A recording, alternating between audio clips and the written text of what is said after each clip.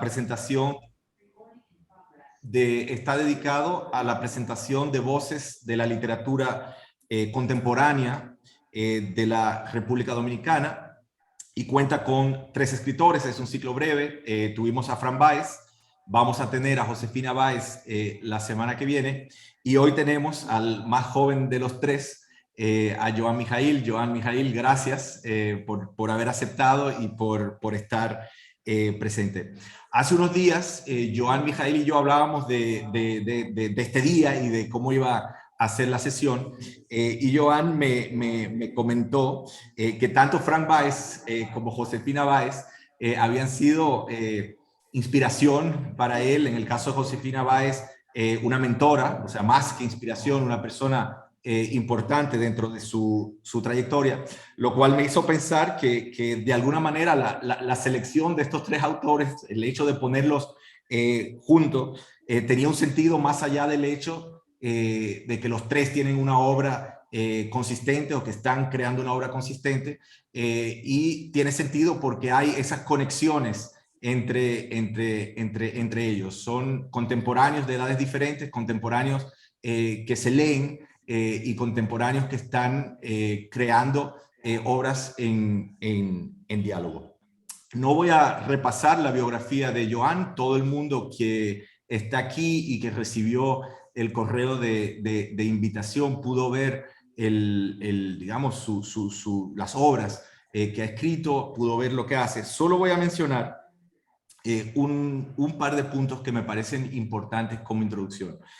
El primero es que Joan lo presentamos como escritor, pero es muchas cosas a la vez. O sea, tiene una obra publicada, tiene libros publicados, claro está, pero también tiene una práctica de escritura y visual muy activa en las redes sociales, y me atrevería a decir que en las redes se está haciendo al día su obra también, porque muchos de los textos que terminan publicados en los libros empiezan como posts en las redes. Tiene también una obra como artista del performance, y también como artista visual, con obras audiovisuales en colaboración con otros artistas. Es también, diría, no solo múltiples cosas, sino que su obra se ha constituido en múltiples espacios a través del viaje, y yo creo que eso es importante. Joan Mijaíl nació en Santo Domingo, pero ha pasado temporadas importantes en Alemania y en Chile, especialmente la temporada chilena, que han sido esenciales en su trayectoria y que han sido realmente formativas. Leyendo esta tarde, y con esto voy a cerrar, releyendo algunos de sus textos que tengo aquí, y leyendo otros que no conocía, veo así, me di cuenta, o me daba cuenta, que había algunas palabras, digamos, claves que voy a mencionar dentro de su trabajo, como palabras, digamos, que nos dan acceso a lo que Joan está haciendo, y que también estoy seguro son palabras que vamos a escuchar durante este diálogo, y que son de alguna manera líneas de fuerza, o que son líneas que atraviesan todo el trabajo de Joan. Lo afrodominicano, el cuerpo, racismo, disidencia, visibilidad, militantismo, incertidumbre, migración, decolonialidad.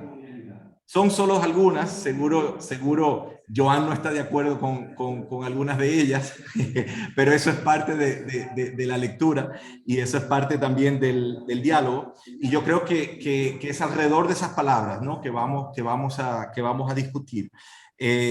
Primero, Joan va a empezar leyendo un texto sobre las figuras intelectuales que él ha reivindicado dentro de la tradición literaria dominicana, y que él articula con su obra, y luego vamos a pasar, creo, a una conversación, lectura de un fragmento de novela Chapeo, recientemente publicada por Joan, y vamos también a presentar un video de su obra performativa que creo que, digamos, sería, no injusto, pero sería, digamos, dejar las cosas a medias si solo nos centramos en la literatura de Joan y no presentamos también la parte en la que él pone el cuerpo, la parte audiovisual, la parte performativa que va realmente de la par con la escritura. Entonces, ese es el programa del día. Muchas gracias, Joan, y te doy la palabra.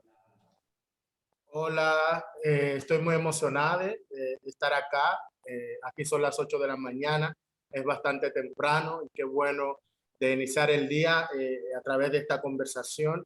Quiero agradecer la invitación y agradecer encarecidamente a todas las personas que hacen posible este tipo de actividades porque siento que son sumamente necesarias, sobre todo cuando queremos mirar al Caribe. Regularmente lo que nos aparece es simplemente la playa y el turismo y todo esto, y siento de que el Caribe es un espacio importantísimo, sobre todo para repensar lo contemporáneo, porque aquí inicia el proceso colonial, y al iniciar el proceso colonial aquí, siento de que la producción intelectual, cultural, artística puede dar ciertas luces para pensar colectivamente ciertos gestos de transformación, digamos, de regímenes políticos, socioculturales, pues que habitan en el mundo.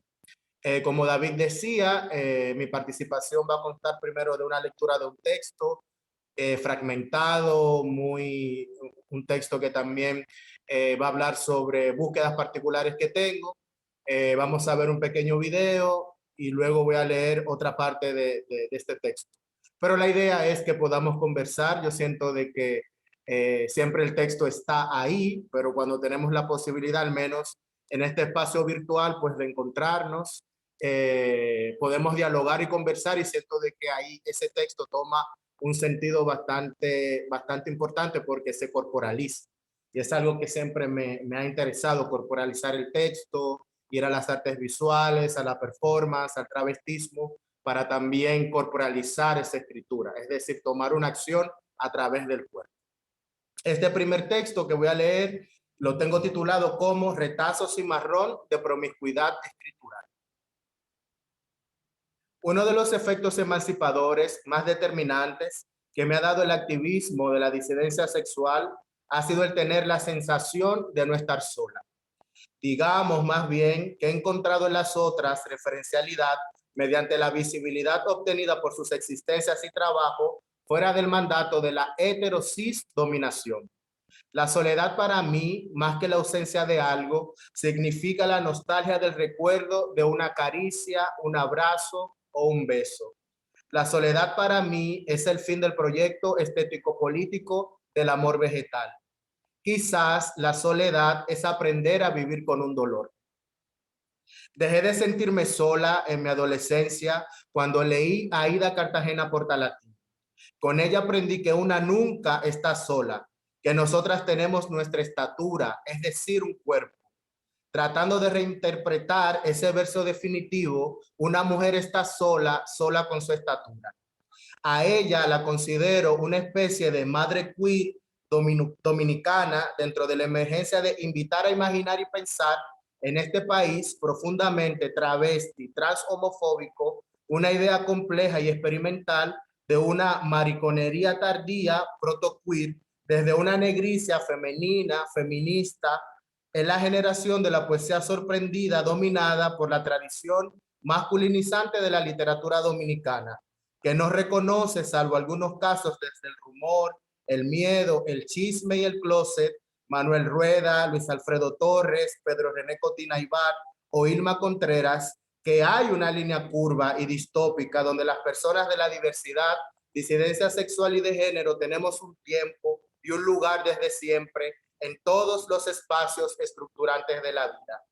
Que debemos derribar urgentemente esa idea de soledad en relación a encontrar personas que han deseado y desean desde las mismas pulsaciones, dándole un sentido a múltiples desviaciones a lo normativo.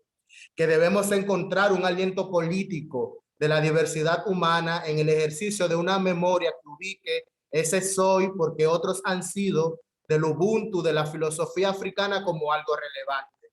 Yo no bailo sola en esto, bailo colectivamente desde la comprensión, el amor, la atención y la polémica con mis hermanas del activismo.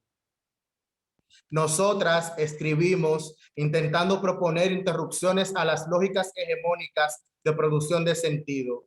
Lo hacemos ejercitando pulsaciones escriturales que nieguen el triunfo de la heterosexualidad como forma de organización de la vida. Lo hacemos intentando producir microfugas a las maneras de representación que ubican en realidades supremacistas unos cuerpos y rechazan otros. Nosotras escribimos intentando dinamitar los aparatos de producción cognitiva que se alinean a narraciones racistas, porque los cuerpos que tenemos no son ni heterosexuales ni blancos. Desde ahí intentamos proponer críticas activistas situadas que toman posición frente a las formas hegemónicas de gestionar los discursos artísticos y la producción epistemológica. Es así como hemos podido encontrar un lugar en los flujos de circulación donde podamos negar una simpatía o un estar cómodas totalmente dentro del capitalismo global, proponiendo conceptos, prácticas, experiencias, habitualmente que tienen sentido dentro del trabajo cultural. Nosotras así nos estamos escribiendo e inscribiendo dentro de lo contemporáneo, mediante un no profundo que nos permite ofrecer un horizonte autobiográfico en busca de la colectivización de nuestra pena morena, las maneras de habitar nuestras negricias y presencias travestis, la excentricidad que nos constituye en nuestras sexualidades desviadas de la normatividad cis heterosexual. El paso por la alteración al binario sexo-género aparece en mi cuerpo desde un travestismo subversivo que experimenta la inconformidad a la hegemonía heteronormal desde un primero soy negra como posición crítico-política. En este recorrido me ha resultado más placentero pensar espacios microscópicos de emancipación cognitiva. Para mí, una crítica a la colonialidad del poder debe tener como una de sus prioridades la construcción de una racionalidad negra. Estimulo la producción de un pensamiento negro que se hace cuerpo, desde el cuerpo y con el cuerpo. Hablar desde lo travesti no refiere únicamente a una apelación por el sujeto, sino también por el discurso. Es decir, que si bien hay una crítica a la idea binaria de la identidad, travestirme implica la construcción de una reflexión discursiva que parte desde una propuesta de mi propia existencia y mi paso por los espacios de la escritura y el arte contemporáneo. En ese sentido, uno de los aprendizajes más fuertes y reveladores que he experimentado mediante el travestismo cultural ha sido el poder activar solidaridades con otras travestis, conocer un lenguaje. Devine travesti para motivar a otras a que sean ellas mismas y no para que hombres me escriban por la cámara sin ni siquiera decir hola para mostrarme el pene mientras se masturban escondido de sus esposas, novias o madres. Devine travesti para descolonizar mi experiencia política e histórica con el lenguaje. Devine travesti para establecer una relación decolonial con la producción normativa cis heterosexual de producir escritura e imágenes, vidas. Devine travesti no para ser el ano receptor del fracaso de la masculinidad y heterosexualidad capitalística, sino para tomar posición desde un sentir, pensar, ser, que cuestione la tradición heteronormativa del sexo y los discursos clínicos y coloniales de comprensión del género como cultura de la continuidad del biologicismo y el binario. Con estas tres preguntas, me gustaría cerrar esta primera parte y que pasemos a ver este pequeño video. ¿Cuál cosa es ser trans? ¿Qué cosa es ser travesti? ¿Qué cosa es ser negra? That the ancestor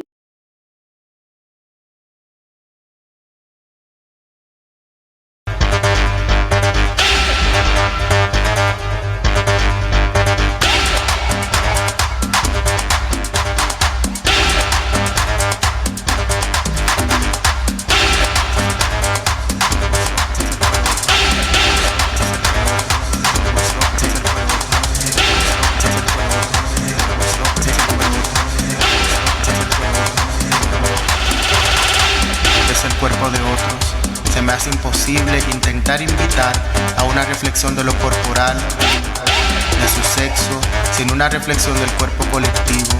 No hay un cuerpo individuado, siempre hay un cuerpo social que lo atraviesa, afecta y lo llena de contexto, de potencialidad política. Este cuerpo con el que vivo y trabajo es a su vez el gesto de la apertura del ano social. Me gusta pensar que cada uno de los culos están experimentando en ustedes, en los organismos que están escuchando esto, debido a que más allá de una búsqueda meramente performativa, artística, pongo mi cuerpo y el culo. Mi cuerpo y el culo.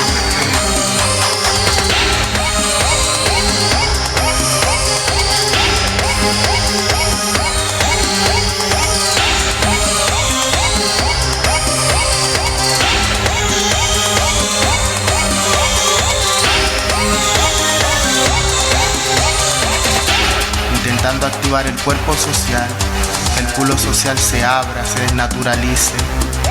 No me puedo descolonizar sin antes experimentar la pérdida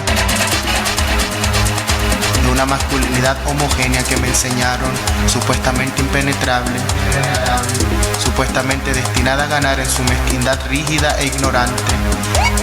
No me puedo descolonizar en este proceso migratorio sin vincularme con otros procesos donde también la identidad está puesta en crisis. Una crisis que nos permita continuar construyendo una ficción que no sea racista. Un invento transfeminista que nos dé la oportunidad de experimentarnos potenciando el fracaso en productividad abortiva. Nuestro derecho a imaginar este cuerpo no es completamente mío, es un ruido, la epidermis de los demás animales y plantas, de las células, de los átomos, una membrana que aprende de que la identidad no es un espacio común, sino una forma de relacionamiento radical con la vida. Este cuerpo, este ano, es social. Este cuerpo, este ano, son ustedes.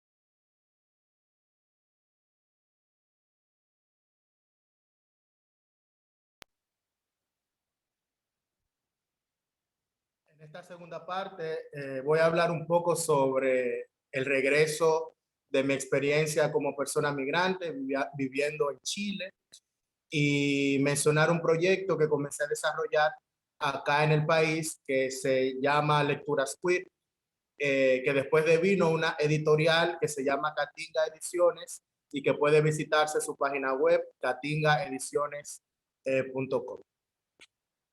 Desde que pensé en regresar al país, me preocupaban muchas cosas. Se abrió en mí un entramado complejo de reflexiones y de recuerdos. Pensaba muchísimo en el Santo Domingo homofóbico y profundamente heterosexual donde había crecido y estudiado mi primera carrera. Pensaba en lo que para mí una infancia y adolescencia homosexual había repercutido en mi manera de entender el mundo. Las miradas y las burlas, el rechazo a mi amaneramiento, y las grandes murallas construidas en mi entorno familiar y social por expresar un descontento con las maneras hegemónicas de entender la sexualidad y el género. Pensaba en dos cosas. Lo primero, iniciar un proceso de rehabilitación, porque sin darme cuenta lo que comenzó como una fiesta, terminó en un after complejo, donde el cóctel de pastillas parecía alumbrar un camino hacia la muerte. Aquella escritura se había encarnado en el cuerpo y ese mundo de la poesía se confundió en mi piel. El reconocimiento por mi trabajo en esos años de extranjería habían hecho de mí otra persona.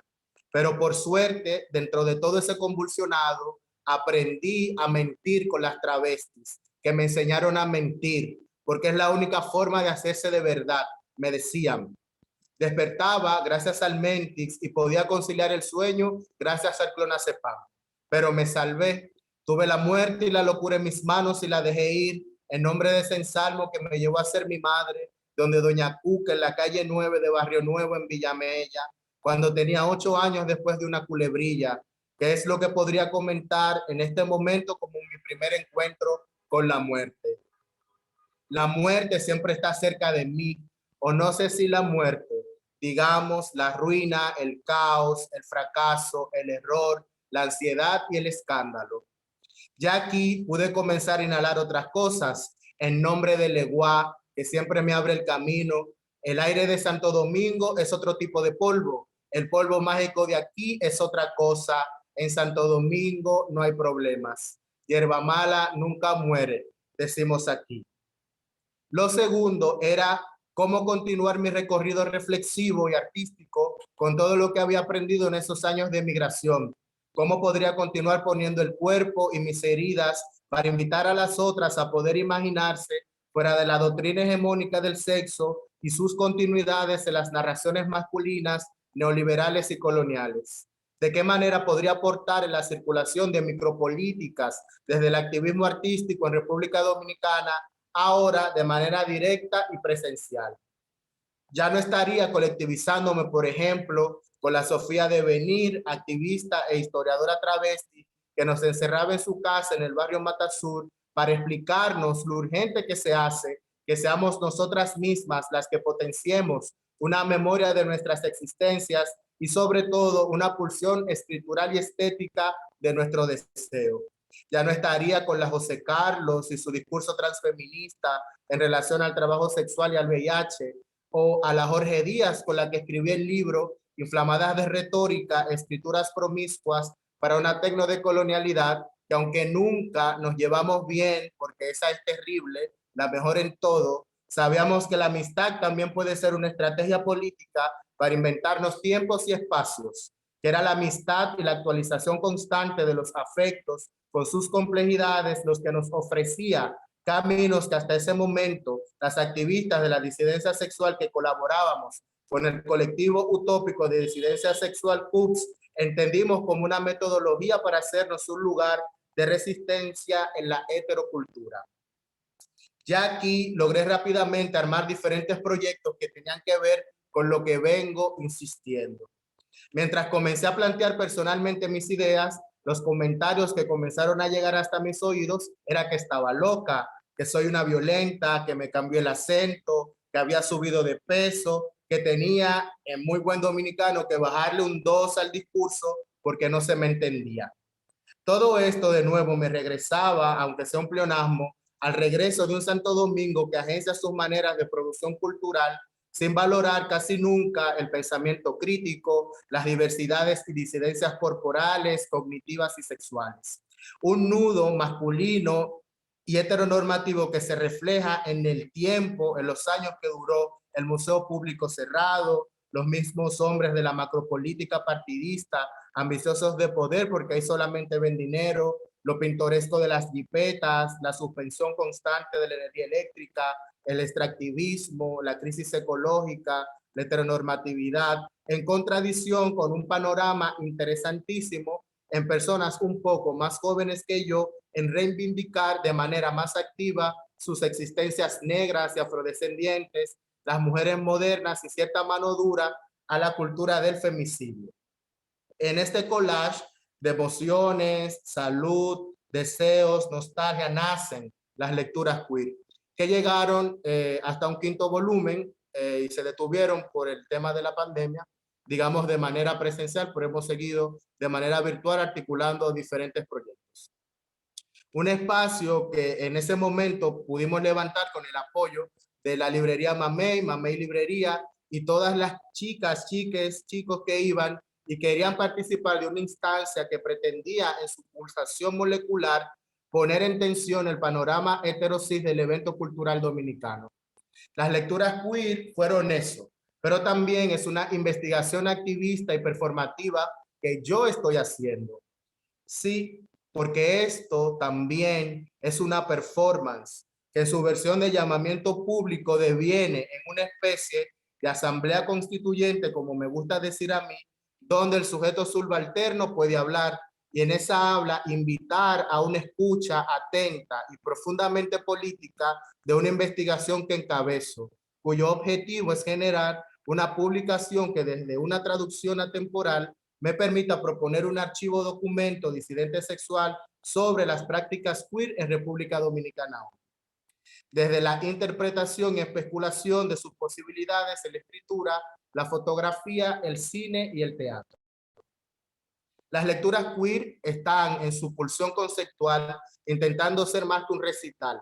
Y por ello nos interesó siempre, en las diferentes versiones que estuvimos, invitar y proyectar registros de archivos audiovisuales de otros artistas no heterosexuales, latinoamericanos, además de hacer cierres con intervenciones performativas, con shows de drag queens, porque entendíamos la necesidad de promover manifestaciones y producciones que pusieran las subjetividades que están fuera de las identidades rígidas como centro del encuentro del cuerpo, poniendo en tensión la idea del cuerpo nacional de un Estado dominicano asesino y empecinado en continuar negando nuestras existencias y esencias raras, demostrar que somos determinantes e importantes en la toma de decisiones de la vida pública.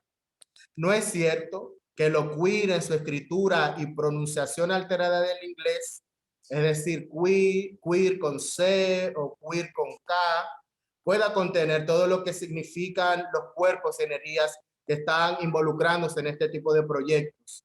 Pero en ese momento nos interesaba partir desde ahí para tratar de hablar de lo que se olvida en relación a la diferencia sexual y su mandato heterosis colonial.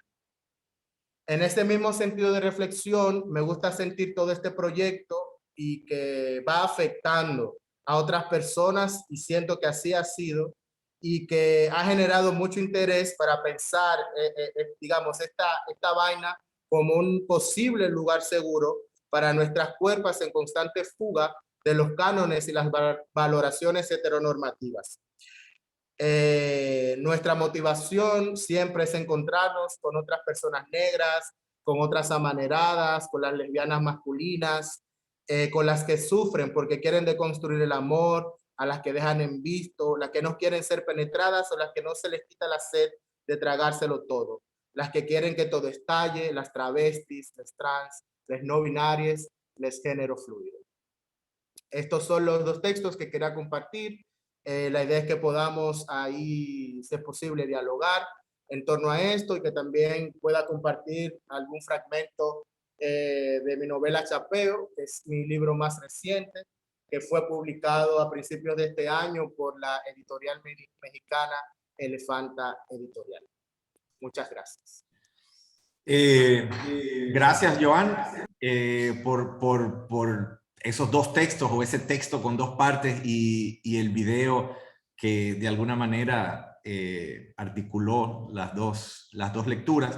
Yo lo que te propongo es lo siguiente, vamos a abrir tal vez la discusión antes que tú leas parte de tu novela. Yo tengo algunas preguntas, pero tal vez si alguien más se anima antes, le cedemos la palabra.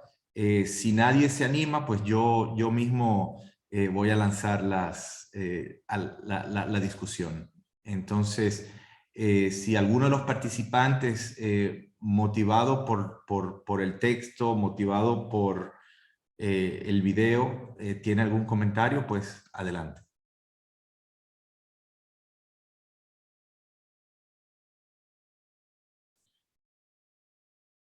Bueno, pues yo mismo lanzo la discusión. Mira, a mí bueno, primero decir que de las palabras que mencioné, creo que acerté en varias de las palabras porque tú mismo las mencionaste en tu texto, pero a mí me llamó la atención, ¿no? Lo que mencionaste, que lo que rescatas de Aida Cartagena Portalatín, que fue una escritora importante en República Dominicana, la idea de no estar solo, ¿no? O sea, y eso tiene que ver con el trabajo que tú has estado haciendo en Santo Domingo, con las lecturas queers, en las que invitas a otras personas de la diversidad sexual a compartir su trabajo, y tiene que ver también con el trabajo como editor que continúa Lecturas Queer, en el que has ido publicando textos de jóvenes escritores afrodescendientes o que se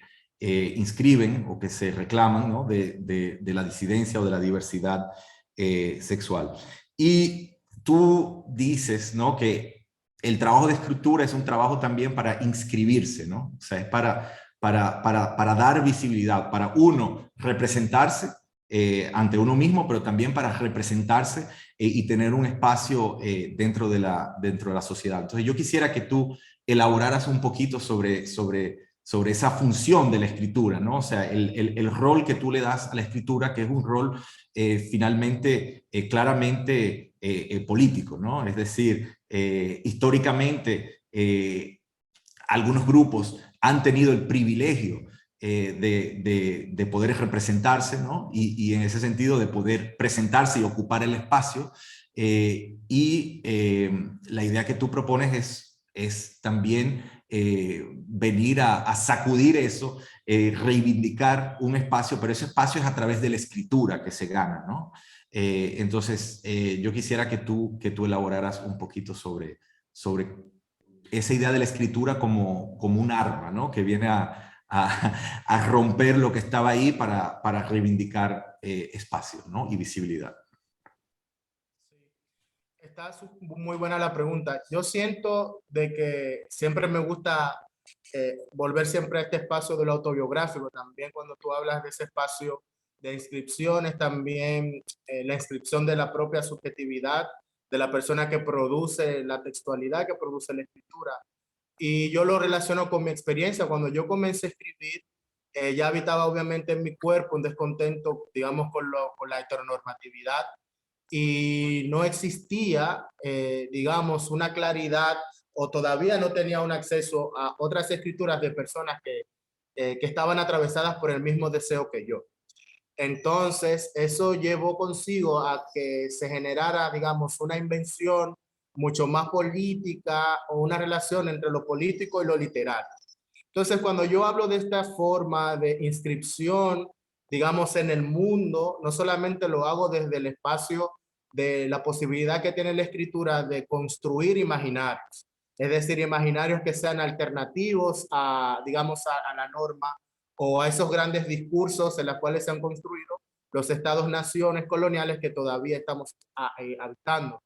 Y digo esto porque lo asocio con mi propia biografía. Una persona como yo, que ha nacido, por ejemplo, en la periferia de la ciudad, que viene de un barrio, que viene de una familia heterosexual disfuncional, no había, o sea, no, era imposible imaginar poder acceder a las cosas que he podido acceder, valga la reiteración, en mi vida, si no es a través de la escritura.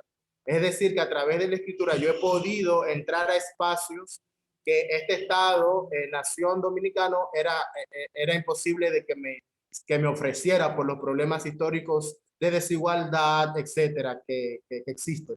Entonces yo lo veo desde esa perspectiva, y por eso siempre me ha interesado lo político dentro de esto, para poder colectivizar y decirle a las otras que son más jóvenes: mira, tienes que leer, tienes que ponerte a trabajar en tu proceso de escritura, porque eso va a traer consigo otras cosas que te van a permitir acceder a vainas que posiblemente por ser marica no puedes acceder, por ejemplo, o por ser una persona negra, por ser una persona afrodescendiente, porque como decía en el texto, sabemos de que en nuestros contextos, lamentablemente, el tema de la homofobia, el tema del racismo son vainas transversales que determinan muchas formas de cómo se desarrollan las vidas de las personas dentro de esta sociedad.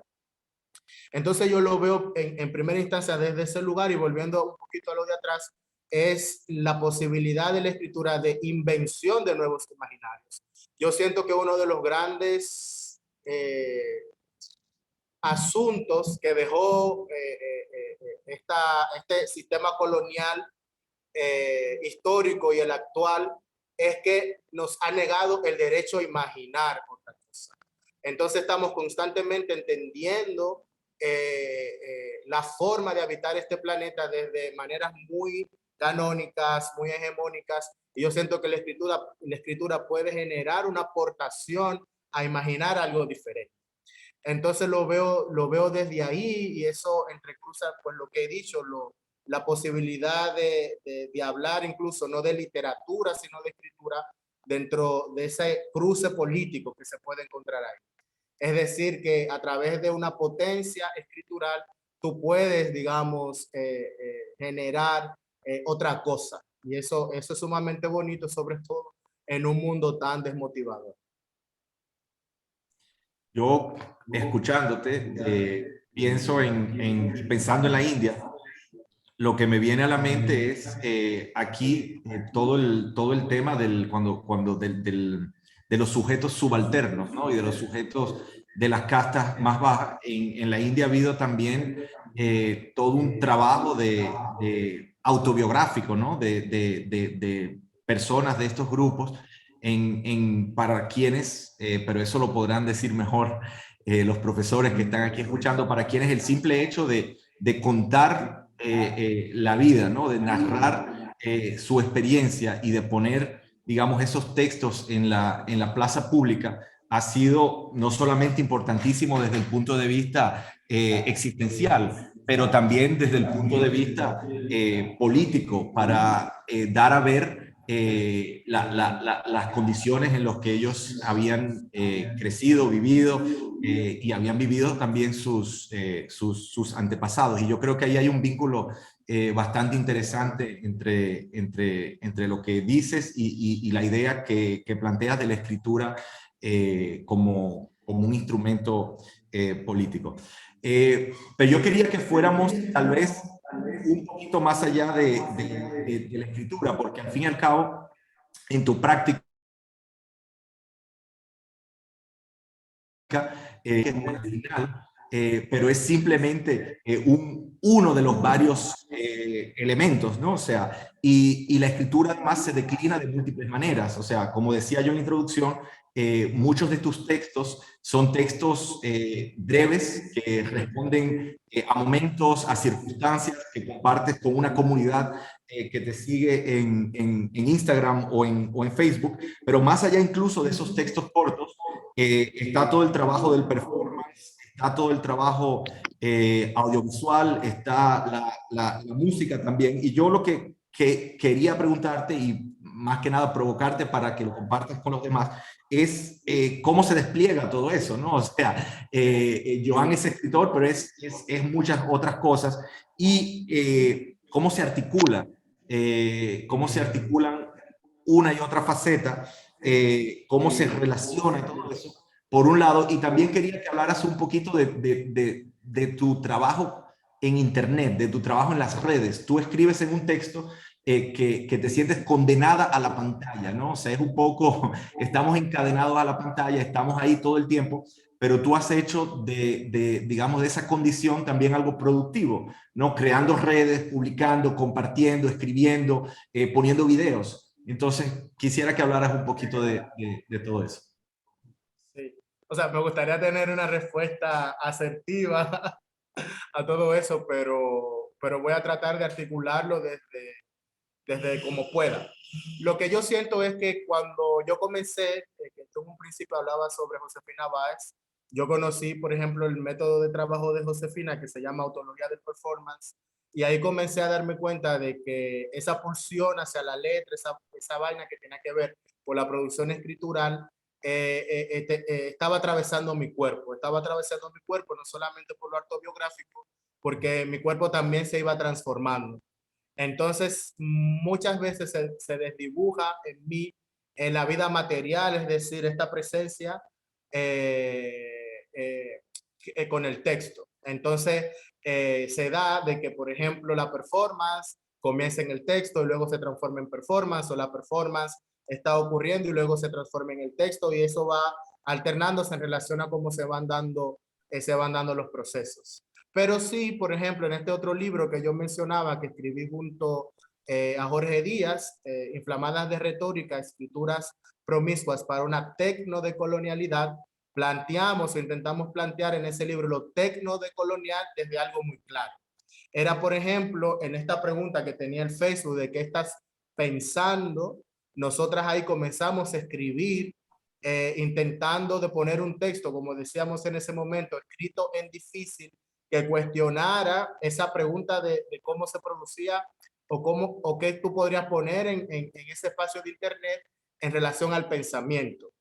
Entonces ahí comenzamos a tirar esos estados de Facebook que luego en un gesto tecnodecolonial se transformaban en esas otras escrituras que podían devenir o performance o podían devenir ensayo o simplemente se quedaban como un post pero que iban, digamos, dentro de la publicación de un libro.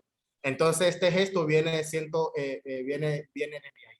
Pero también es por la necesidad, es la necesidad de poder comunicar. Cuando yo, por ejemplo, en las redes sociales establezco esta presencia travesti, es porque también en un contexto dominicano, por ejemplo, y en muchos otros contextos latinoamericanos, las travestis no podemos acceder, por ejemplo, a un espacio del museo para hacer nuestro trabajo plástico, hacer nuestro trabajo performativo, o no podemos acceder a las instituciones porque habitamos, digamos, una realidad donde las travestis no podemos acceder a ciertas instituciones.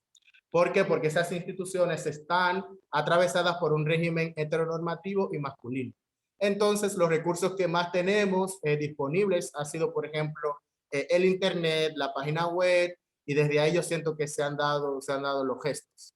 Que más allá de tenerlo como estrictamente planteado, sí me parece interesante generar una visibilidad de nuestras presencias a través de las redes sociales, porque dentro de las instituciones históricas que regularmente se puede acceder, pues no nos invitan, porque esas instituciones le tienen miedo a las corporalidades como las nuestras. Perfecto.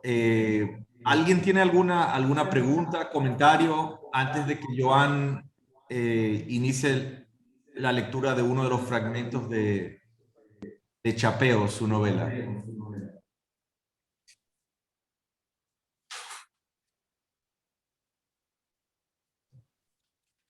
Bueno, Joan, creo que puedes leer y después seguimos conversando. Puedes leer entonces de Chapeo, que fue publicada ahora, es tu primera novela publicada en México.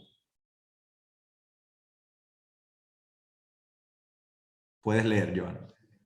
Con el libro Escalera para Electra, de Aida Cartagena Portalatina en mis manos, y volviendo a esta realidad calurosa después de estos lazos que se establecían por minutos discontinuos entre los misterios y yo en la ciudad primada de América, me senté bajo la sombra de una palmera que podía verse por su tamaño, no tenía más de 5 años sembrada ahí.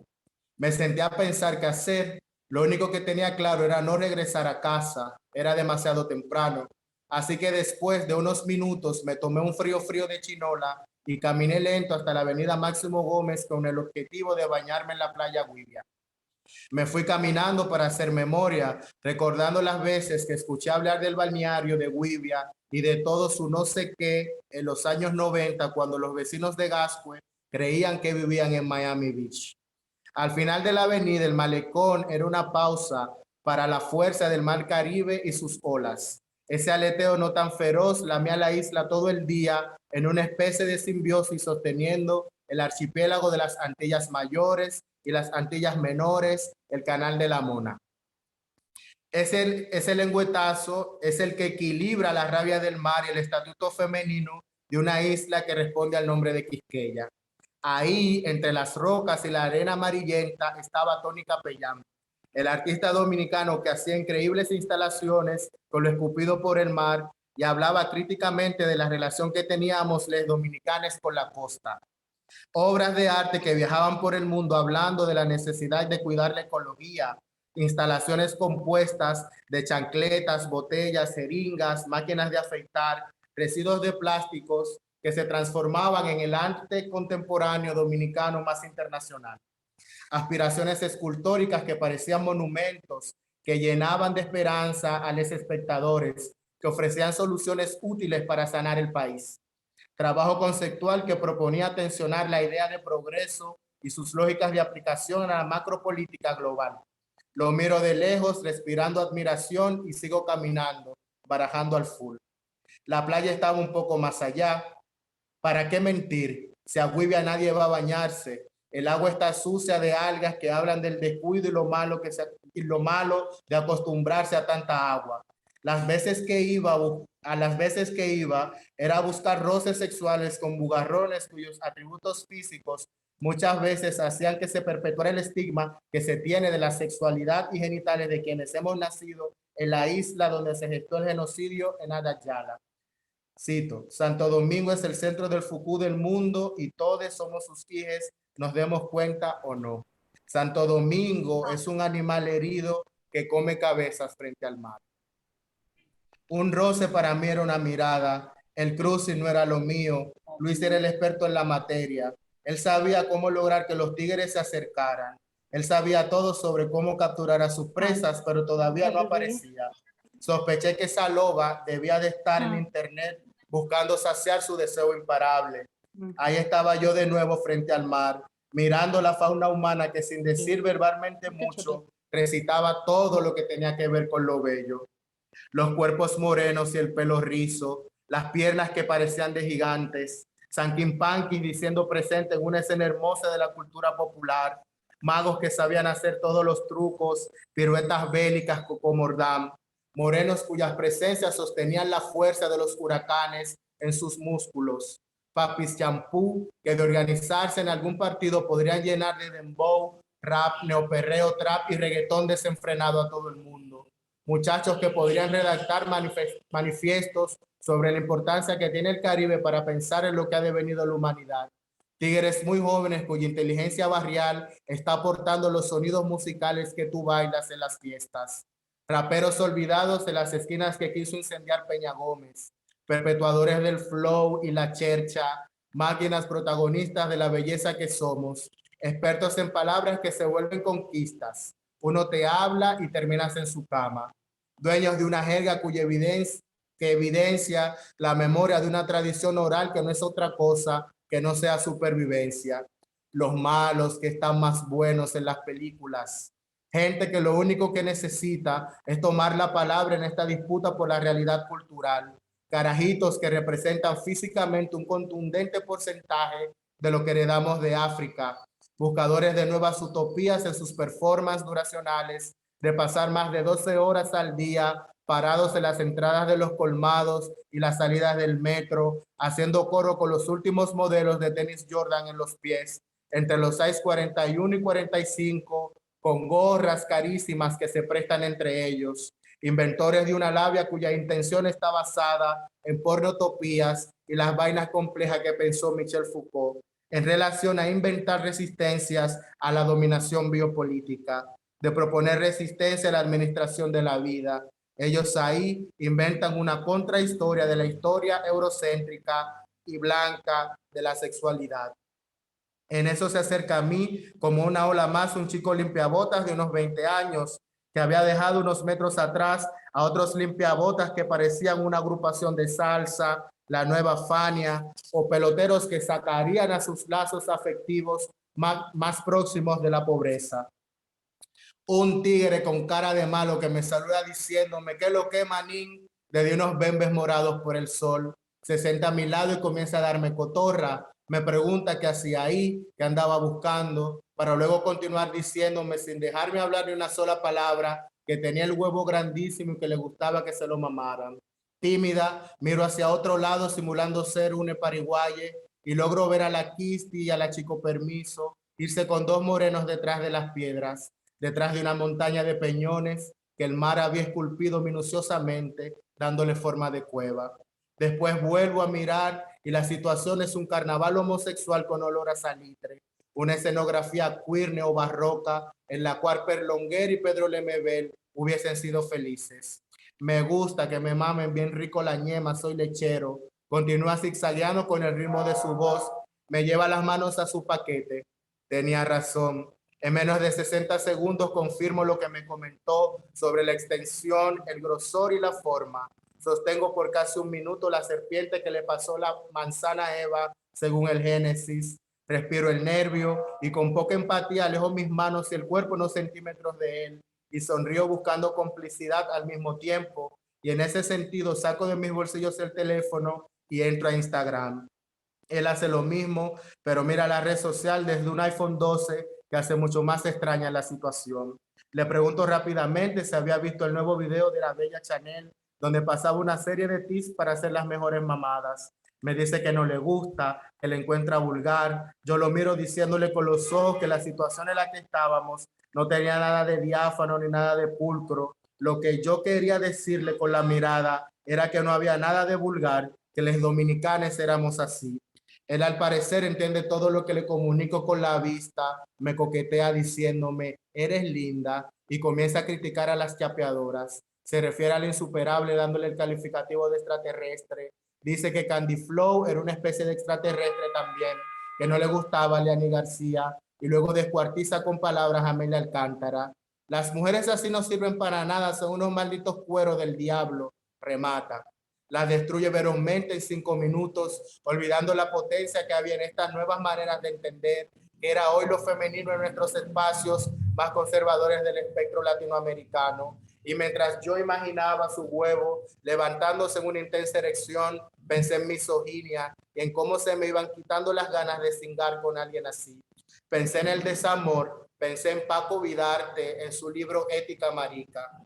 Guardamos los teléfonos casi al mismo tiempo y le propongo una invitación. Le digo que tomáramos un carrito público y que subiéramos por la Gómez hasta el cementerio, que ahí podríamos tirar un polvo tranquiles. Me dice que sí, que fuéramos. Así lo hicimos. Frente al Palacio Nacional de Bellas Artes tomamos un carrito público, aunque él quería irse en un autobús de la OMSA.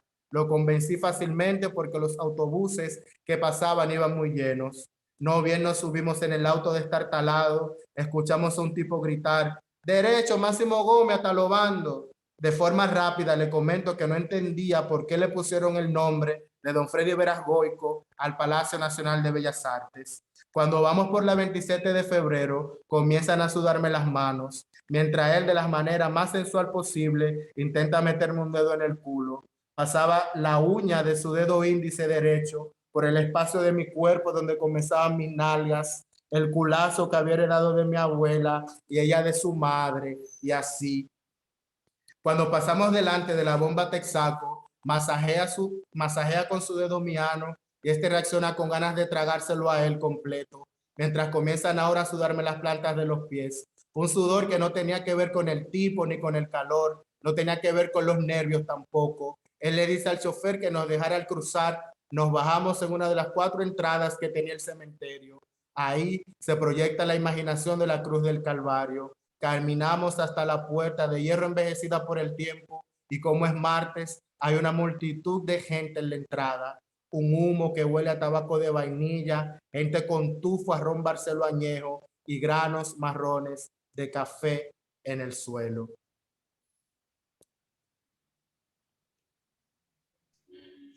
Gracias, Joan, por ese fragmento de chapeo. ¿Alguien quiere tomar la palabra ahora? ¿Algún comentario, pregunta? ¿Nadie se anima todavía? Bueno, Bueno, si no hay nadie, si me permites. Claro, profesor. No sé, no, es que es una presentación de tema bastante radical y me parece algo bastante nuevo. Yo hace años, hace 3, 4 años corregí una tesis de un candidato doctoral de la Universidad de Delhi en que hablaba de Pedro Lemebel, ¿no? Su literatura, sus novelas, etcétera. Entonces, ahí surgían estos temas abundantemente y un poco familiarizado con algunas cosas que plantea nuestro amigo aquí. Y no quería entrar en esos detalles. Su lectura y su novela necesitan una lectura más profunda por parte nuestra. para poder reaccionar, ¿no? De manera crítica. Simplemente para hacer una conversación, quiero comentar 2 o 3 cosas. Es decir, aquí hay un problema bastante radical, por supuesto, de la expresión de una identidad. Es decir, una identidad considerada en el contexto capitalista, liberal, colonial, etcétera. Entonces, el intento de descolonizar el concepto mismo de la identidad. A mí me parecía que esa identidad de la que Joan quiere separarse, quiere descolonizarse. Esa identidad surge de tiempos muy pasados, de la teoría humanística de Aristóteles y de Platón, y de ahí toda esa identidad basada en el sujeto yo. Entonces, ¿cómo descifrar, cómo quebrar, cómo romper ese sujeto yo planteado por esos teóricos anteriores? Y en el estructuralismo, el postestructuralismo, hemos visto el intento. Usted mismo ha hablado de Foucault, ¿no? En su novela. Entonces, seguro que habrá leído todo ese ámbito de teoristas, ¿no? Postestructurales, postmodernistas.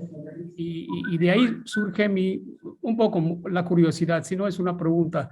En el postestructuralismo, entonces, se ha desafiado todo el concepto del yo planteado por la teoría humanista anterior.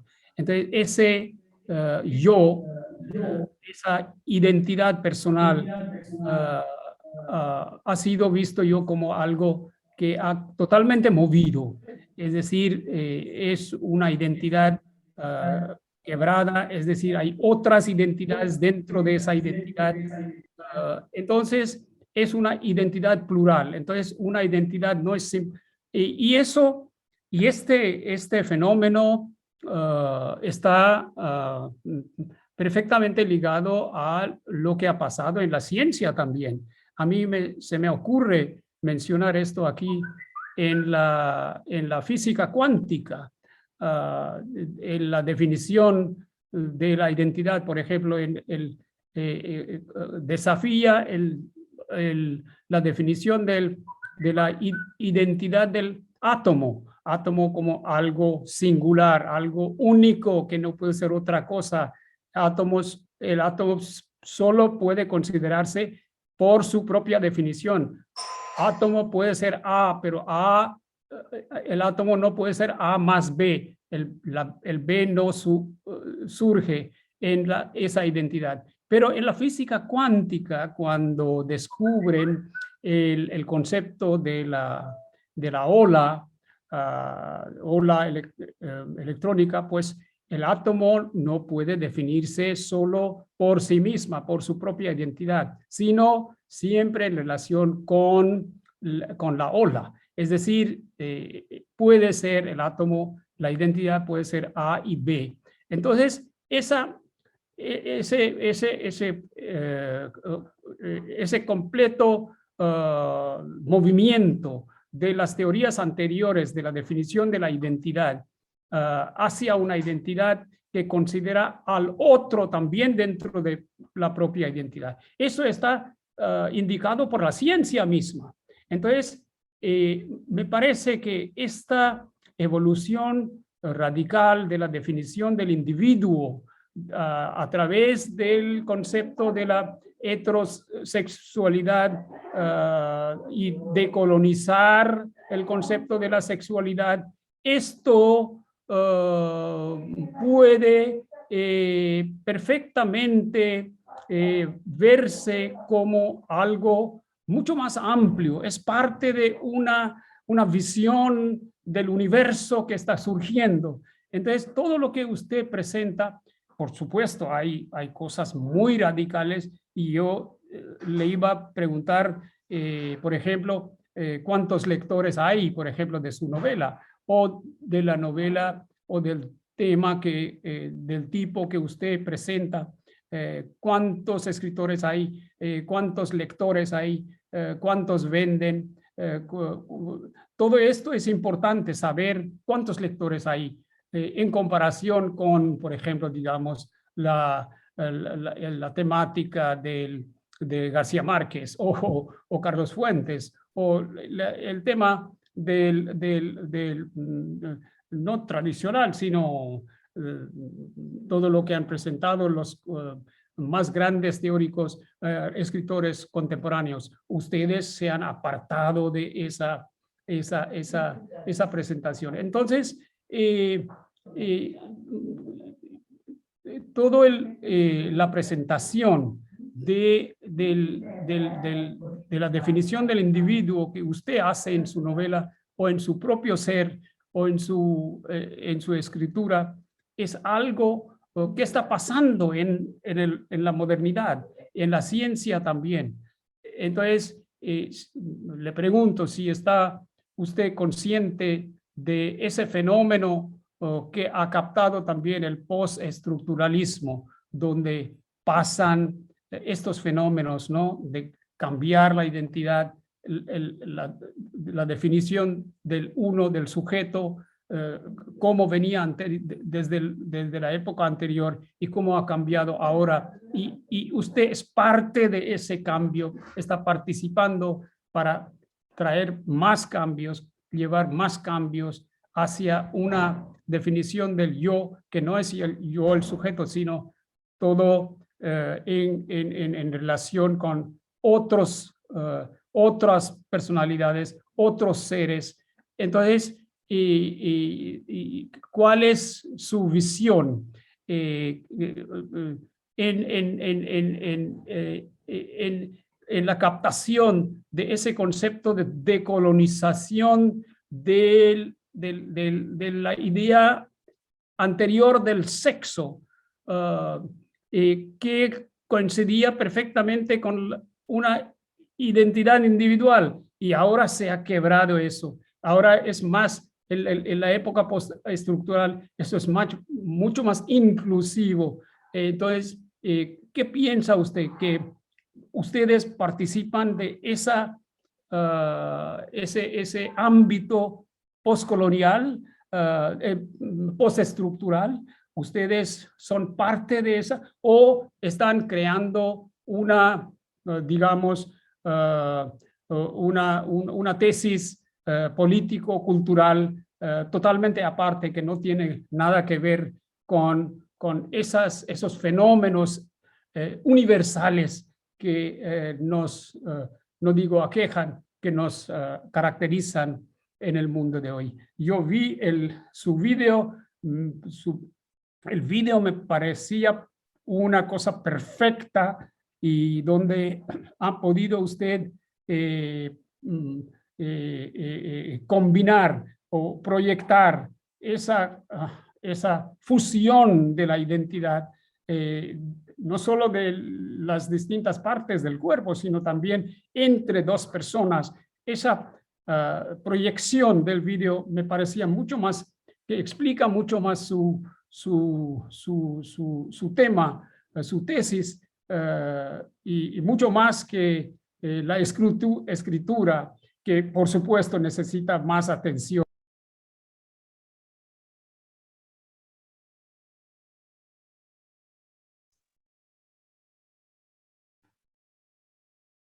Creo que se desconectó el profesor Ganguly. Tal vez lo esperamos un minuto para la respuesta, Joan. Ya, sí, se desconectó.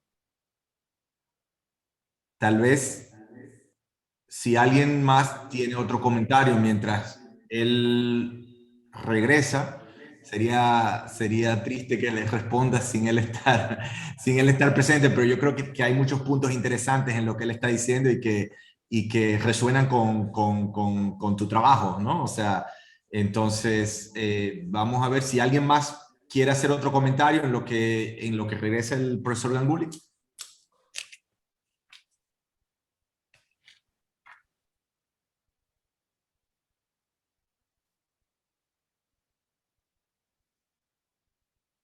¿Nadie?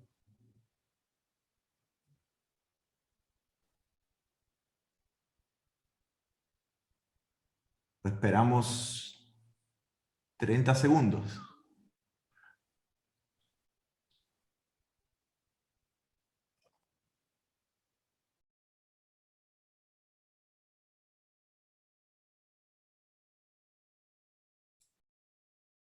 Bueno, creo, Joan, puedes empezar a responder de todas formas porque el comentario todo el mundo lo escuchó y creo que seguro tú, en lo que el profesor Ganguly hablaba, ya estabas pensando en muchas cosas. Entonces, puedes empezar, ¿no? Yo creo que la respuesta es útil para todos.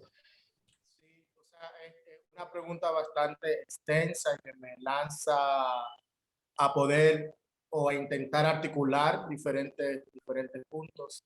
Pero en relación a esto del postestructuralismo, sí siento de que sí hay eh, dentro, digamos, de estas genealogías que cuestionan la identidad como algo rígido, como algo fijo, sí hay esa pulsión postestructuralista y que tienen que ver con los autores que también yo me he formado para, digamos, generar ese espacio de disidencia, no solamente dentro del espacio de la literatura, sino también dentro del espacio de la corporalidad y de la sexualidad.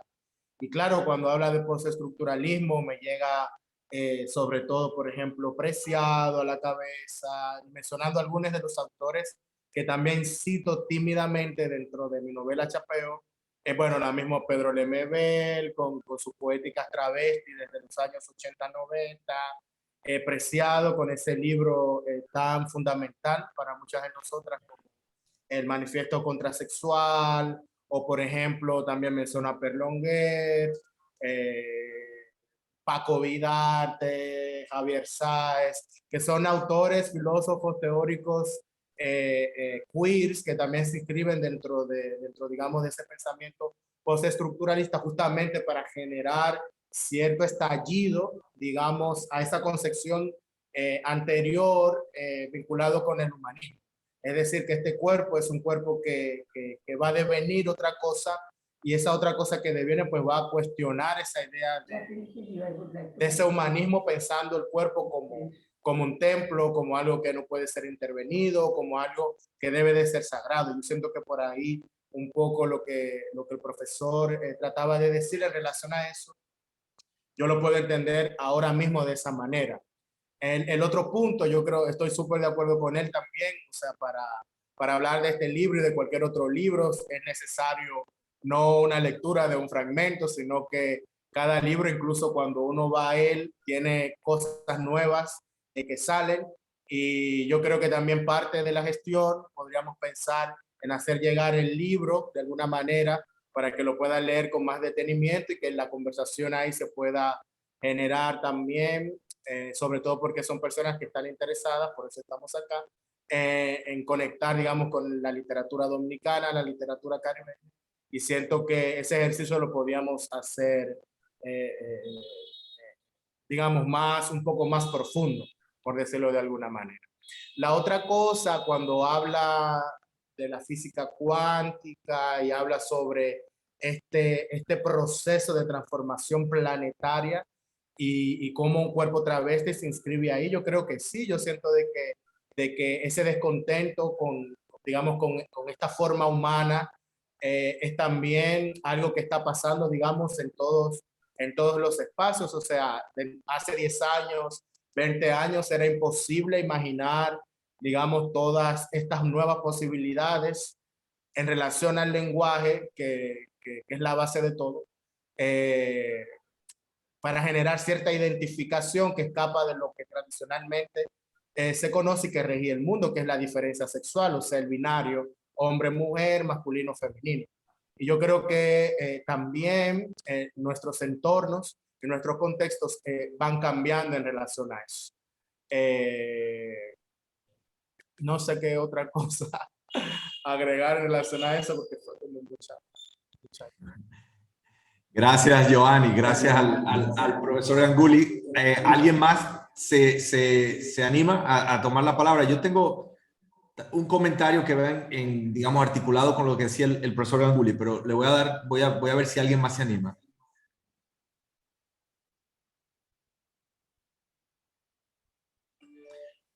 Nadie. Bueno, a mí lo que me llama la atención y va un poco en la dirección de lo que decía el profesor Ganguly sobre, digamos, la crítica al humanismo, el postestructuralismo, toda una serie de autores, es precisamente la forma en la que en tus textos, ya sean los textos cortos o en el fragmento de la novela que leíste, están, digamos, está muy presente la teoría, ¿no? O sea, no es, digamos, que tu novela plantee de forma narrativa un problema teórico o un problema filosófico a través de una historia. No, no es eso. Es que en el mismo cuerpo del texto estás citando autores, estás interrumpiendo el texto, digamos, la narración, para que intervenga toda una digresión crítico-política o una digresión filosófica. Y eso lo haces en textos muy cortos, de 1 o 2 párrafos, ¿no? Pero lo haces también a todo lo largo de la novela. Y yo creo que eso es algo, ya digamos, más bien de tu escritura, de la construcción de los textos, que es bastante interesante. Es también algo muy contemporáneo, o sea, es algo que está también... Totalmente de acuerdo, totalmente de acuerdo. Así es. Está también presente en muchos autores que son tus contemporáneos y que están escribiendo en otras latitudes, pero yo encuentro que tú lo has hecho con tus preocupaciones y de una forma bastante interesante desde la República Dominicana. Tal vez si tienes algún comentario sobre cómo llegas tú ahí, porque esa no es, digamos, la novela tradicional, o sea, eso está a leguas de una novela tradicional y quiénes son, de alguna manera, quienes te llevan ahí, o sea, tú como lector, a quién lees para llegar ahí en República Dominicana, si hay alguna fuente de eso, y de manera general en el ámbito latinoamericano. Yo creo que tiene que ver con justamente el recorrido, o sea, mis acercamientos con la escritura, con la literatura, con el activismo, están muy atravesados por el movimiento feminista, transfeminista. Y yo creo que de ahí ha sido quizás ese punto de conexión digamos, con esas otras escrituras que van formando genealogías para poder llegar como hasta este punto. Pero como muy bien, bueno, ya yo no soy feminista, a mí me sacaron del feminismo, pero yo creo que está presente en el texto de esta manera. Y me parecía interesante el ejercicio de contraponer de alguna manera, si se puede entender así, el tema de cómo estaba como todo ese espacio intelectual, teórico, contemporáneo, cómo yo podía dentro del texto contraponerlo con estas otras deidades, por ejemplo, de la cultura yoruba. Es decir, que aparece Michel Foucault, pero a la vez, más adelante o antes de eso, aparece Santa Marta como algo importante también del texto, o cómo aparece No sé Preciado, pero a la vez también aparece Anaísa. Entonces, un poco lo que yo intentaba hacer era establecer el cuerpo, pero el cuerpo como un espacio de la mente también. Un espacio, digamos, triangular donde mente, es decir, la racionalidad, que podría nombrar en este momento eurocéntrica, que tiene que ver con el Descartes, pienso, luego existo, cómo yo podría atravesar eso con, digamos, lo espiritual, que es la otra parte, que tiene que ver con la cultura yoruba, lo afrodescendiente, que tiene que ver con la 21 división, que es el espacio, digamos, del vudú, de la santería dominicana, con el otro espacio, que es el espacio de la pulsión del deseo y la emocionalidad. ¿Cómo lograr congeniar todo esto? No sé si lo logré, pero se aparece todo eso y genera una combustión que al final es lo que permite que esos cuerpos que aparecen, digamos, como voz narrativa, que es un cuerpo trans, que es un cuerpo travesti, pueda encontrar un sentido. Es decir, que dentro de esos entrecruzamientos, dentro de ese espacio fragmentado, dentro de ese Caribe, dentro de esta isla que tiene una historia tan compleja y tan convulsionada, porque aquí inicia el genocidio colonial. Entonces, digamos que toda esa esquizofrenia, por decirlo de alguna manera, sin afán de patologizar, y eso, me podía generar una escritura que me llevara a lo que yo quería comunicar. Y lo que yo quiero comunicar es que el cuerpo es la mente, de que es posible de que identidades que históricamente han sido menospreciadas y ninguneadas se encuentren un sentido y un lugar. Por ejemplo, en relación a lo otro que también estaba diciendo, a mí me parece interesante y que lo mencionaba en el texto, es de que para mí lo travesti, más que una identidad, es un espacio, digamos, de posicionamiento político. Es decir, que cuando estamos hablando de ese yo que mencionábamos, no es el yo yoísta de yo, sino que es un espacio que me permite encontrar un lugar de enunciación hacia la colectividad. Es decir, cuando yo digo travesti, más que la identidad, es decir, más que apelar únicamente por el sujeto, por el yo, por esta cosa que me aburre mucho de los espacios queer, que constantemente tú tienes que decir, por ejemplo, cuáles son tus pronombres, cómo tú te identificas. Me interesa lo travesti como un espacio de discursividad. ¿Qué ocurre cuando me interesa establecer genealogías o formas de lenguaje que parten desde lo travesti? Y es algo que a mí me genera una satisfacción muy interesante porque, por ejemplo, no sé, el estar aquí hablando en este momento implicaba todo un acercarse, por ejemplo, a una estética de lo postizo, que tiene que ver con la peluca, que tiene que ver con el vestido, que tiene que ver con el maquillaje, y todo eso también genera un gesto performativo que a mí me da una satisfacción particular, que más allá de apelar como a un lugar de enunciación del yo como sujeto, es la posibilidad discursiva y estética que me da el travestismo. Perfecto. ¿Alguien tiene algún comentario? Yo ¿Podría quisiera... yo? ¿Podría yo? Diva, perfecto.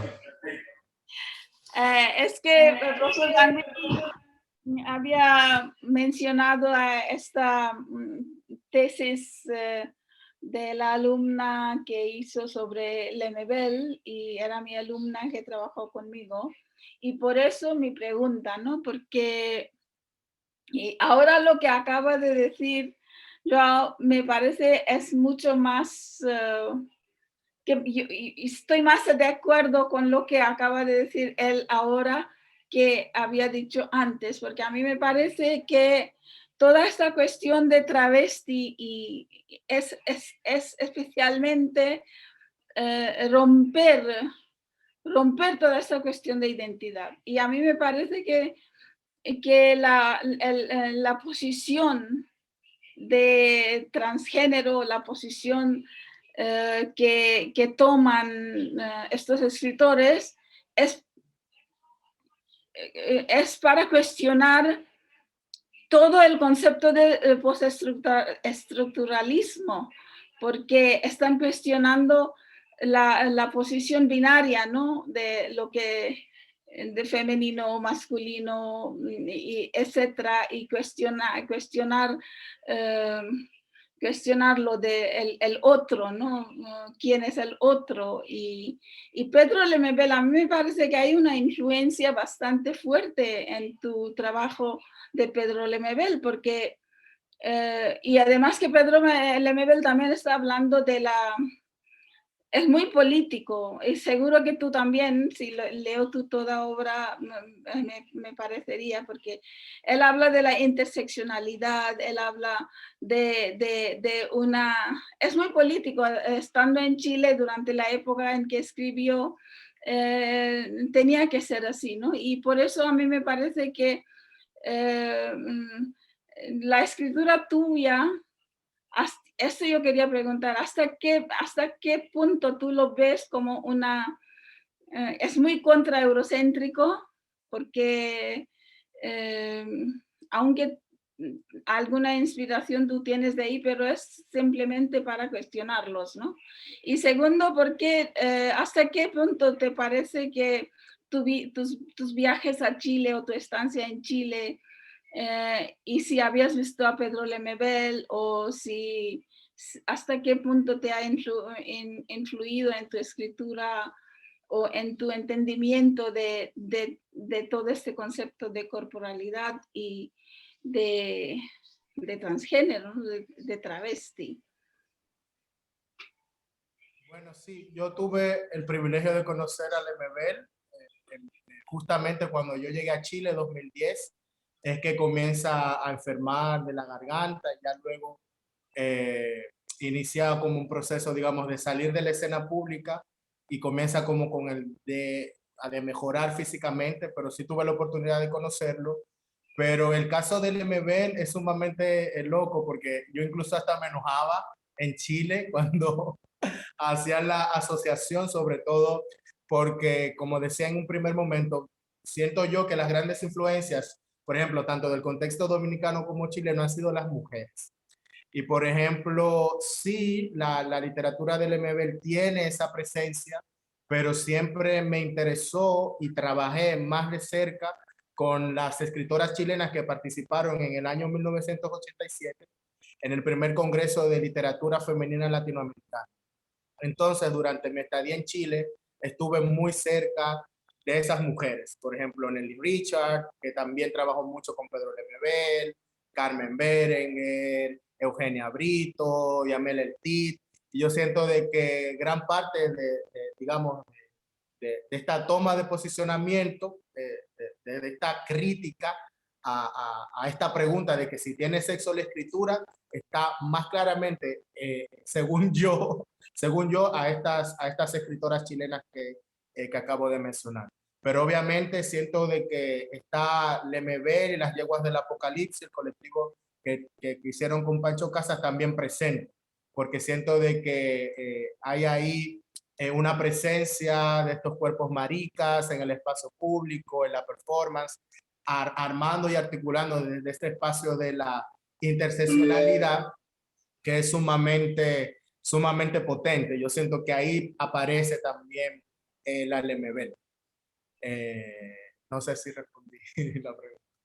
Sí, a mí me parece que lo que dices es verdad que Richards y Sarlo, por ejemplo, esta gente que había trabajado bastante sobre las obras de Lemebel y y Lemebel, yo también estuve en Chile cuando Lemebel ya estaba bastante enfermo y no pude verle, aunque él venía a esta librería.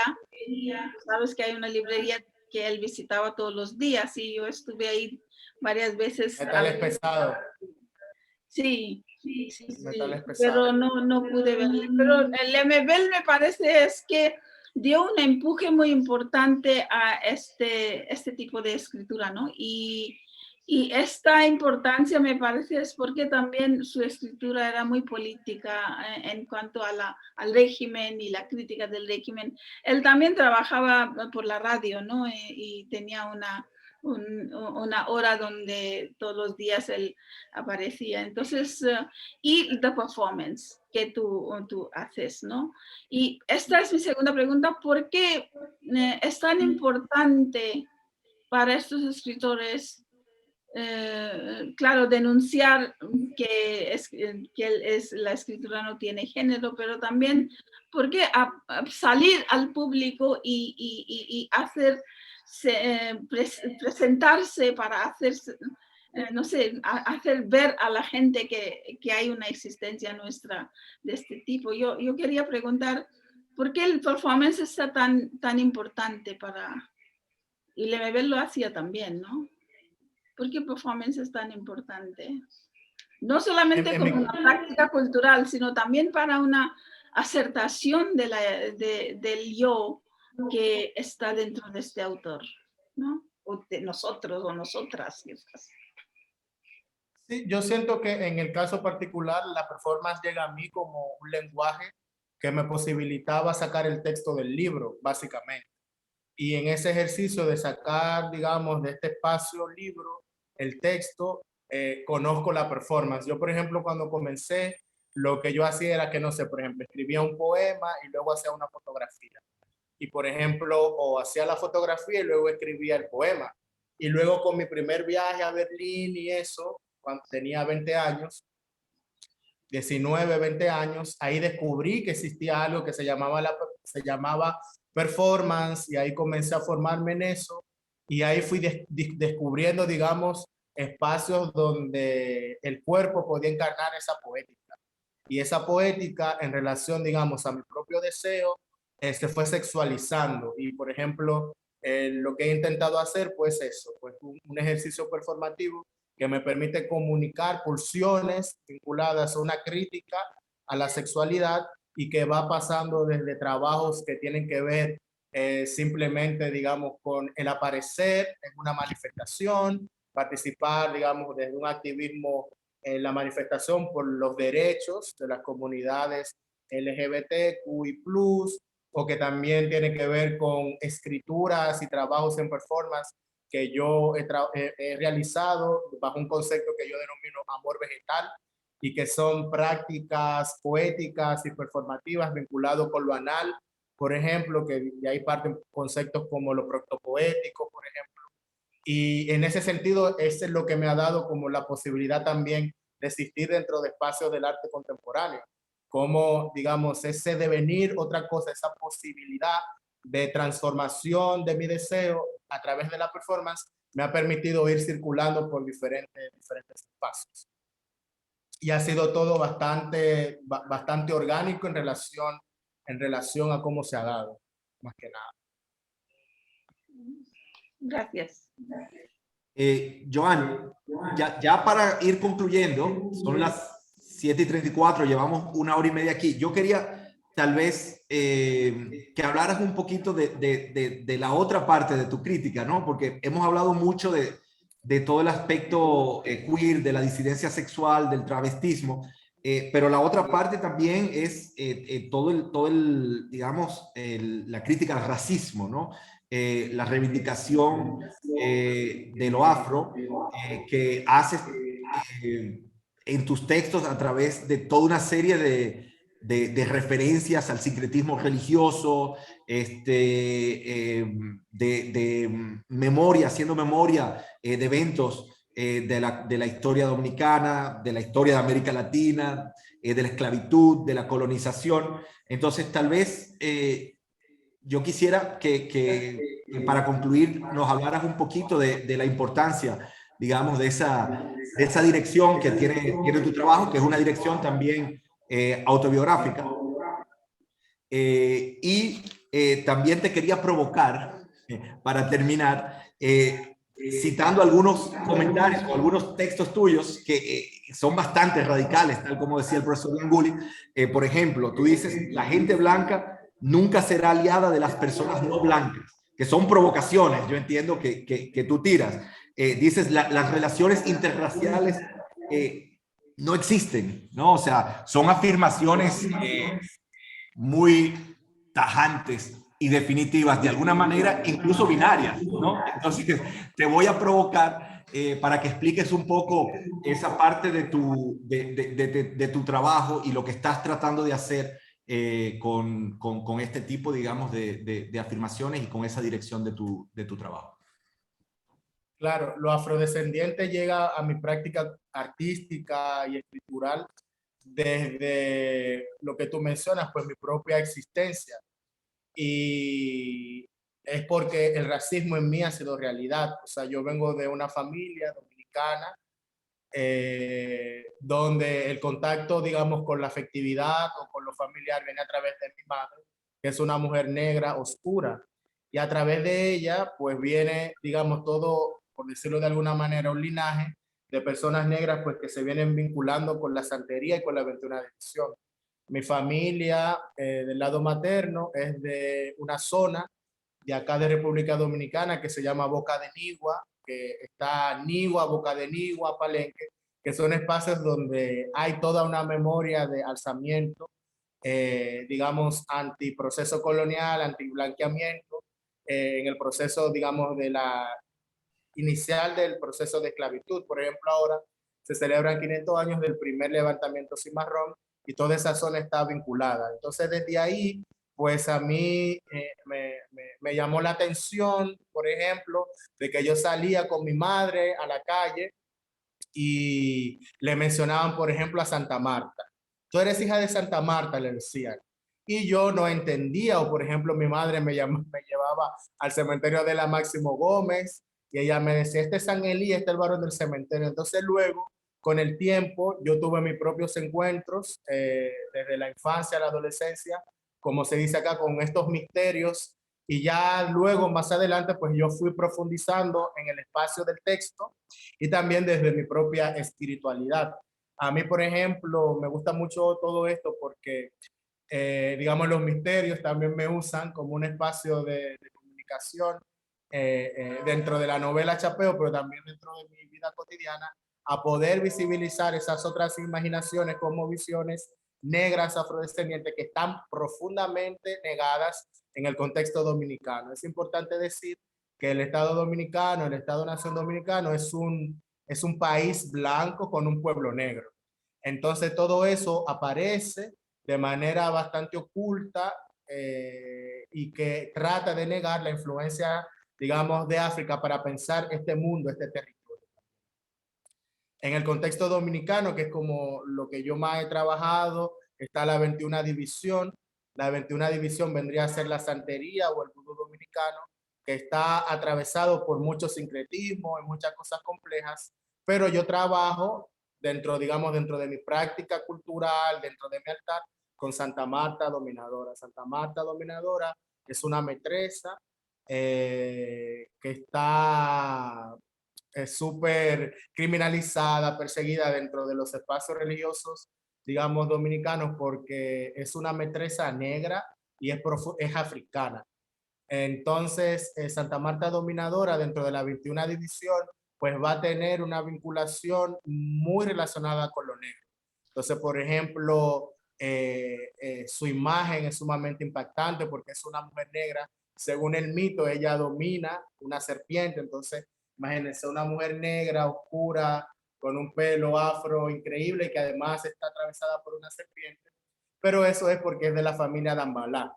La familia Dambalá es la familia africana. Incluso dentro de la misma santería dominicana se relaciona mucho a Santa Marta Dominadora con el vudú haitiano, porque como es una mujer negra oscura y la santería dominicana está muy emblanquecida, porque son como muchos santos católicos que están dentro de esa división, ella genera como esa inspiración y nada. Yo lo que he tratado es de establecer un diálogo, una comunicación con esta mestresa y con otras mestresas y aparece constantemente en mi escritura y dentro de mi práctica, dentro de mi altar, Y también dentro de la novela Chapeo, que Santa Marta es la mestresa que tiene, yo siento, cosas mucho más determinantes porque es la que me permite que vaya apareciendo dentro del libro la gran mayoría de los acontecimientos históricos sobre la lucha antiesclavista en el contexto, digamos, local y también con las conexiones con esas corporalidades femeninas negras que también están atravesadas dentro de mi historia personal y dentro de esto narrativo que trato de hacer en la novela. El tema del antirracismo está súper vinculado a eso, aunque es algo que yo trabajo más directamente y más claramente. Por ejemplo, en mi libro que publiqué en Chile, Manifiesto Antirracista, Escrituras para una biografía inmigrante, que también es un libro que determinó muchas cosas en mi vida. O sea, desde que yo publiqué ese libro, yo con el Museo de Arte Contemporáneo en Chile, por denunciar el racismo que estaba yo misma viviendo ahí, pero que estaban viviendo mucha gente afrodescendiente y negra de diferentes contextos latinoamericanos después del 2010, que es cuando llega el auge de gente negra migrante a Chile con políticas de persecución a través de la ley de extranjería y muchísimas cosas que estaban pasando ahí.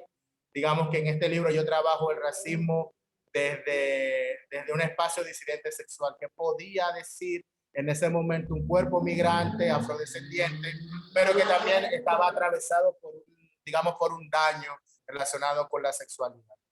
Y de esa manera he intentado articular posicionamientos desde mi propia experiencia. Por ejemplo, tú mencionas estas dos partes que pueden generar mucha polémica, pero yo estoy completamente convencida, aún no siendo persona afrodescendiente, de que, y es lo que dice en el texto, que los espacios de producción de conocimiento no existe tal alianza sin ser una vaina binaria entre la gente blanca y entre la gente no blanca.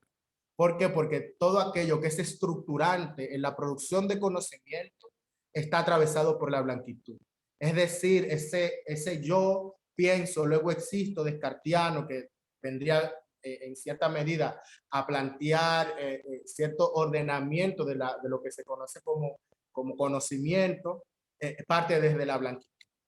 Entonces, cuando me refiero a esas alianzas, no es que estoy hablando de una enemistad ni una disputa binaria, sino de que toda, al menos en mi experiencia como persona afrodescendiente, ha sido así. O sea, la formación que yo he recibido en la escuela, que he recibido en la universidad, ha sido un conocimiento o una información completamente emblanquecida.